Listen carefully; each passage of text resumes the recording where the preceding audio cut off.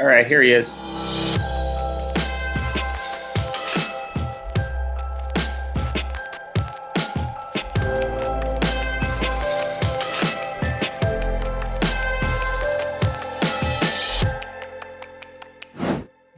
I did this thing with Hugh Hefner, and we roasted Hugh Hefner. So it was all these comics, and I did the wrong Sammy joke at the wrong time because it's 9/11. What did you do? You know what I mean? I didn't get thrown out or nothing, but everybody just went woo, and Tommy, you got to be cool, man.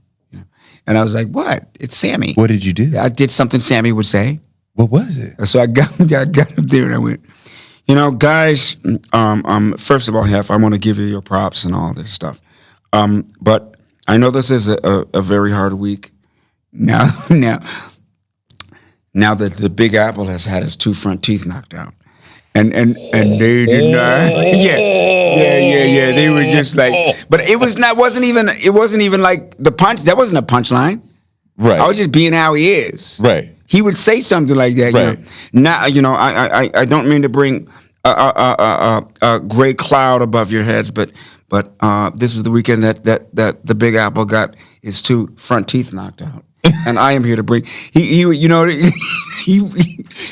bring up something interesting. I love the too soon joke. For some reason, it calls up like the whole notion of jokes and like the joke that's fun. Like if we could make a joke about Pearl Harbor, that does not affect us, right? But a joke about 9/11, like, but even like a joke about 9/11 2 months after, like, no. But maybe 3 months after, like, nah, right? And like, where is the line, right? You just got stabbed by accident by daddy. Can I joke about it now? No, not yet. The blood's still flowing. But once we got it bandaged up, okay, now we can make a joke about it. I need a little time and distance between. Right, but like, what is the moment when that fact shifts from that's gonna hurt to now I'm comfortable laughing at that. I love that whole. I can only answer that from.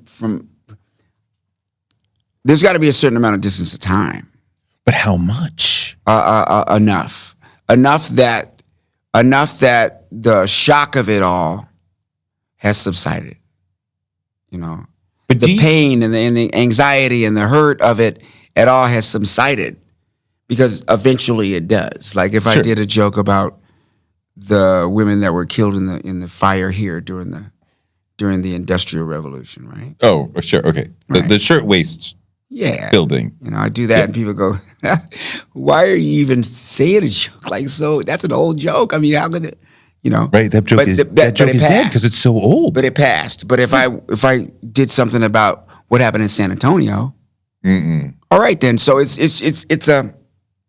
I think it's just. I grew up because it's for relief. Yes, it's for relief. Yeah, but it's not for. It's not designed to evoke emotion. It's comedy is there to evoke. Put it this way: it's not there to evoke anxiety and fear and hate. It's there to evoke happiness and joy. Right, and it's not going to happen if it's that close. That's all. I grew up. My dad listened to Live on the Sunset Strip, Richard Pryor, right in front of me when I was like 10 years old. I didn't fully. Did you know then? Did I know what? That this is your thing. You going this way. You are. I don't know. Going to entertainment. You are. Well, you make an interesting point. I did not know then. However, my father was an accountant, right? If you know anything about accountants, that means they are pretty much gone for 3-4 months out of the year. So we barely forget saw about tax season. Go ahead. So it was very important to me to find a way, and I'm talking like 3, 4, 5 years old, to find a way to connect with him the few moments we had him during the tax season months. So I remember being very, very young and thinking, what can I talk about that he will be interested in talking about? Right. And like, so it was very external way of thinking, of approaching it, like silence in the car. What does he want to talk about? And I think that motivation what does he or she want to talk about, is at the core of being an interviewer. That I'm like, what can I talk about that Tommy would want to talk about? Okay. Right? Because if I get into what you want, like I can write down 20 questions based on reading some articles about you. Right. But that may be external. But if I can somehow talk about, what does Tommy want to talk about? Tommy is happy talking about Howard, who pushed him onto the stage. And well, now we've gotten to a story that I couldn't have imagined we would get to, that gets at like the beginning of you doing comedy, which you're such a natural. The people around you are noticing it. You're not even noticing it, and they're shoving you onto the stage. Right? Chappelle is like, "Mommy, take me to there. I need to learn that." Right. You're like, some guy pushed you on stage, and you're like, "What do you want me to do? Just talk." And the nigga goes, "You got roaches in your house?" And everybody dies. Right. And it's like, I just talk. I didn't even want this. So we continue on with how you get from the strip club, and like, I don't really want to be a comic. I'm still stuck in your living room when you were like 8. I'm going, Dad, check out my G.I. Joe. Does it have to do with math? Huh? Or the stock options? Does it have to do with percentages? Does it have anything to do with numbers? Because I count one G.I. Joe and one you. Okay? And one of them I got to feed. So tell me something about numbers. Okay, but go ahead. Wow. Yeah, I count to 2, okay? Me and you in here. And making sure that you got, what is it, Captain Crunch? Tell me about some numbers. 3 meals a day. Right. Please.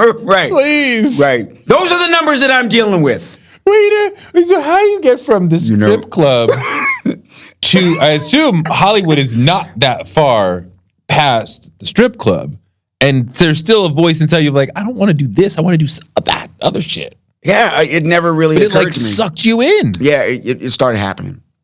So comedy started happening. Yeah, it was like a tidal wave. You couldn't stop. Yeah, I didn't go to my first club. I didn't go to the first comedy club till like a year after I was doing comedy in other places. So I did contests. I did concerts opening for people. You know, were you listening to comics to understand? I listened to Pryor, and I listened to Pryor mostly. You know, and I listened to Carlin, but comedy wasn't the thing that, hey y'all, let's go and listen to a comedy album. You know, it wasn't that. It's just talked. Like, you know, you just knew what to do. I knew what to do. You just knew it. It was all there. It was all there. Just it was truly natural. I just know what. I just give me a mic. I just know. Yeah, I just knew what to do. I mean, but it came out of who I am, who I was too. What do you mean? Well, I wasn't like, I don't think I was the typical child in now that I'm looking back at it, you know what I mean? Like I'm black and white at the same time. You know, you can't tell I'm white unless I kind of turn these over. And that was always weird. Always weird for us, you know. Well, then why am I, you know, if I can just do this at the job and just go like that and go, so I'm here to see the apartment, you know. So, you know what I mean? You know what I mean? But you know, me being left in the trash and then found whatever, you know, whatever whatever effect that had on me, and then being raised by the family that I was raised with, not knowing I was even black and that they were white until I was 5. Wait, so what was that? How did you learn that you were black when you were 5? What happened? It was kind of it was just some events that took place. We moved. We lived. I was born in Mississippi, found in the trash there, and then taken by my parents, who were white, to Fort Collins, Colorado, and to Laramie, Wyoming, where I grew up. So I grew up around in farms and around animals, and you know, I'm like, you know, it's when we moved to Washington, D.C. that it even came into question, because we moved in during the riots. So first of all, that was scary. We got to D.C., it's fires. This is in 1968. Fires, tanks, shit's going down. And me and my sister and my brother are laying on the floor in the car because my mom was like, get down. So we finally get to this place. I didn't know what it was, right? But I knew that was different. So it happened the day about the riots calmed down, and of course we're kids, so we want to go play with the kids. So we went out to play with the kids, and the kids beat our ass. Like, bad. Okay? All the way home. The next day, too, we stopped going outside. You know, because they were calling my sister and my brother white cracker. And they were calling me white cracker lover. Okay? So... They're black kids. Yeah, but I didn't know that yet. So I go to my mother. You mother. didn't know because you didn't have any I don't know what conception black of and white race. is. Yeah, 5 years old. That's my brother and my sister, right? And and I'll give you my perception of color. Then was 5 years old. So my color comes from crayons. Right. So that's when it all started coming together. Because I went to my mother. I said, "Hey, why are they doing this to us? Or especially me. I don't even like white crackers. I like graham crackers."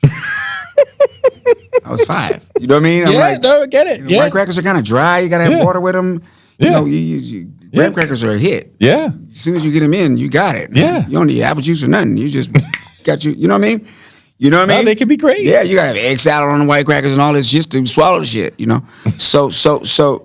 So graham crackers was the way to go.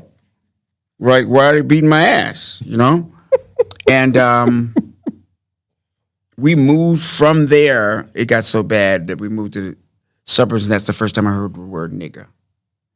Because grown white men were chasing me the second they saw me to hurt me. Lucky I was fast and shit. But it's like, kill that nigger, right? So I'd be on my bike and the truck would stop, then jump out. Fucking nigger, get him. 5 years old. 5. It was just, they found out where we lived, they're throwing shit through the window, So now it's I'm a nigger, right? But I don't know what that is. See? Killed that nigger, right? So I go to my mother and I said, who are these niggas we got to stay away from? They got to be bad people. You know what I mean? You got to watch out for them people too. do not like these people. You see? And that's when she decided to tell me. What did she tell what you? The deal is? What did She said, people, our color, when we don't like you, that's what we call you. Right? That's what white people, not we, she didn't include her. She said, people our color, when they don't like you, they call you that. And I said, well, what color am I? And she said, you're black. No, I said, what color are you? I said, what color are you? She said, we're white. I said, no, you're not. You're peach. Fair. From the crayons. Yeah. She said, I know, but that's what we call ourselves. And I was at 5. I was like, well, how fucking ridiculous is that? Like, why don't you just call it what it is, man? I'm not getting nothing.